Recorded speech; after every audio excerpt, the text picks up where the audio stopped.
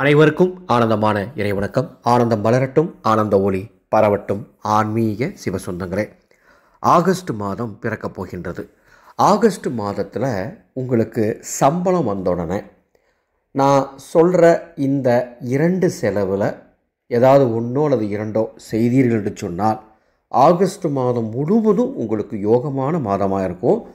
தவறாமல் நான் சொல்கிற இந்த தாந்திரிகத்தை முயற்சி பண்ணி பாருங்கள். நிச்சயமாக ஒரு மாற்றத்தை நீங்கள் இந்த ஆகஸ்ட் மாதம் முடிகிறதுக்குள்ளே நீங்கள் பார்ப்பீங்க. உறுதியிட்டு அறுதியிட்டு என்னால் சொல்ல முடியும். அற்புதமான தாந்திரிகம் அது என்ன அப்படின்னு தெரிஞ்சுக்கிறதுக்கு மேலே ஒரு அருமையான தகவல். இந்த ஆகஸ்டில் ஆடி அமாவாசை நாள் வருகின்றது. 4/8/2024. அதே மாதிரி 16/8/2024 வரலட்சுமி நோன்பு இருக்கக்கூடிய நாள். ஆடி அமாவாசை உங்கள் குடும்பத்தில் உங்களுடன் வாழ்ந்து இறந்தவர்களுடைய ஆத்மாவை சாந்தி பண்ண அதர்வண வேத ஆத்ம சாந்தி பூஜை, திலகோம சாந்தி பூஜை, தர்ப்பண சாந்தி பூஜை நமது அறக்கட்டளை சார்பாக மயான கரையில் நடைபெற உள்ளது. பதிவு செய்ய விரும்புகிறவங்க வாட்ஸ்அப்பில் தொடர்பு கொண்டு பதிவு செய்து கொள்ளுங்கள். அதேபோல் ஆடி அமாவாசை நமது அன்னசேவா குழுவின் சார்பாக நடைபெறும் அன்னதானத்திற்கு உங்கள் குடும்ப முன்னோர்களின் சார்பாக உங்களால் முடிந்த பங்களிப்பை தருமாறு அன்போடு கேட்டுக்கொள்கின்றேன். வரலட்சுமி நோன்பு அன்று சர்வமங்கல சங்கு பூஜை செய்வதற்கு தயாராகி கொள்ளுங்கள். அந்த பூஜை எப்படி செய்யணும்னு ஏற்கனவே நம்ம சேனலில் ஆடியோ கொடுத்துட்டேன். அந்த ஆடியோட லிங்க்கு இந்த வீடியோக்கு கீழே இருக்குது. வாங்க டாப்பிக்கு போகலாம். ஆகஸ்ட் மாதம் சம்பளம் வந்தவுடன் பச்சை நிற பொருட்களை வாங்க வேண்டும். அது பச்சை நிறத்தில் இருக்க வேண்டும்.